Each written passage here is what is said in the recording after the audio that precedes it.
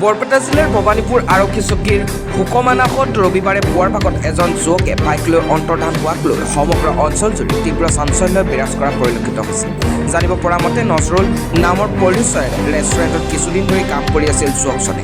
উক্ত কামৰ বিনিময়ত ফোনপেৰ জৰিয়তে ৰেষ্টুৰেণ্টখনৰ মালিকজনে দৰমহা প্ৰেৰণ কৰাত সুনীতি বৰ্মনৰ একাউণ্টত জমা হয়।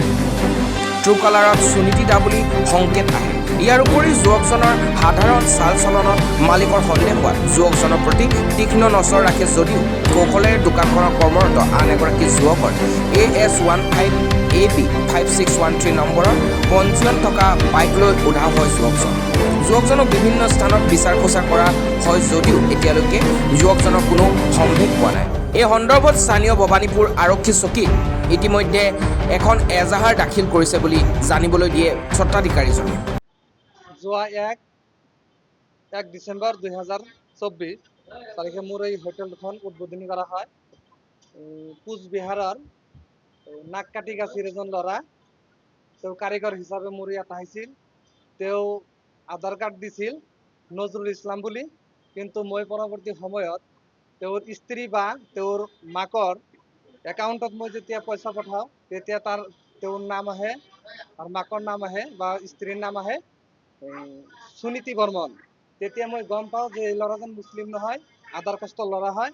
গতিকে তাৰ পৰাই মই তেওঁক কৈছোঁ যে তোমাৰ হিচাপ পাতি কৰা আৰু তুমি ইয়াৰ পৰা গুচি যোৱা, তোমাৰ নিচিনা কাৰিকৰ মোৰ নালাগে। আৰু সেই ল'ৰাজন মই জনামতে তেওঁ কোনো কাৰিকৰ নহয়, তেওঁ আচলতে এজন চোৰ হয় আৰু তেওঁ বেলেগ হোটেলত এনেকুৱা কাম কৰিছে বুলি এতিয়া শুনা পাই আছোঁ। গতিকে এই আমাৰ ইয়াৰ আৰু এটা কৰ্মচাৰী TVS ৰাইডাৰ নামৰ এখন বাইক লৈ বাইকৰ চাবিটো তেওঁ মেজৰ ওপৰত ৰাখিছিল। মেজৰ ওপৰৰ পৰা তেওঁ অনুমান 6:10 মান বজাত বা 6 মান বজাত তেওঁ ইয়াৰ পৰা বাইকখন লৈ পলাই গুচি যায়। এতিয়া আমি তাত ভবানীপুৰ আৰক্ষী চকী এজাহাৰ দাখিল কৰিছোঁ, কিন্তু তাৰ পৰা কোনো সূত্ৰাধিকাৰ ওলোৱা নাই বা পোৱা নাই। গতিকে আমি এই নিউজৰ মাধ্যমে জনাব বিচাৰিছোঁ, যদি কোনো ব্যক্তিয়ে সেই ল'ৰাজনৰ ফটো আৰু CCTV ফুটেজ আমি নিউজত দিছোঁ, যদি আপোনালোকে চাই ল'ৰাজনৰ বিষয়ে কিবা জানে আমাক জনাব, যোগাযোগৰ ঠিকনা দিয়া হ'ব।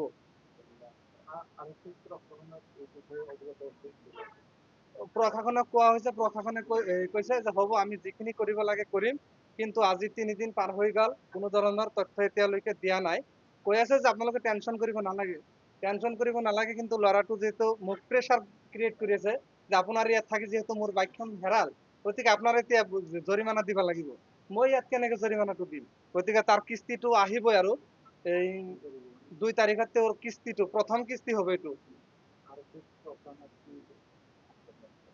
আৰক্ষী প্ৰশাসনে যাতে সৎ মনোভাৱ এটা দেখুৱায় আমাৰ প্ৰতি, যিহেতু এই বাইকখন হেৰাইছে, তেওঁলোকে যদি ইচ্ছা কৰে এইটো ওলাব পাৰিব নিশ্চয়।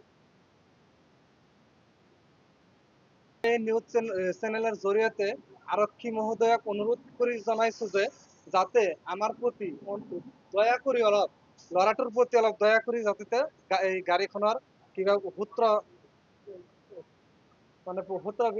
দিব পাৰে, সংসূত্ৰ দিব পাৰে। এই মহোদয়ৰ ওচৰত হাউলিৰ পৰা পুৰাণ দেউৰীৰ ৰিপৰ্ট, অসম নৰ্থ ইষ্ট নিউজলেণ্ড।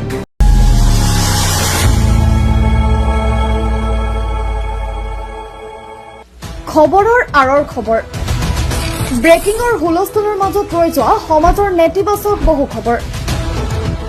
ৰাজনীতিৰ পৰা সমাজনীতিলৈ, খেল জগতৰ পৰা কৃষি খণ্ডলৈ, ছবি জগতৰ পৰা সাহিত্য চৰ্চালৈ, বৰাক ব্ৰহ্মপুত্ৰৰ লগতে উত্তৰ পূবৰ সাতভনীক সামৰি অসমৰ সংবাদ জগতত নতুন সংযোজন, Assam north east news live 24/7।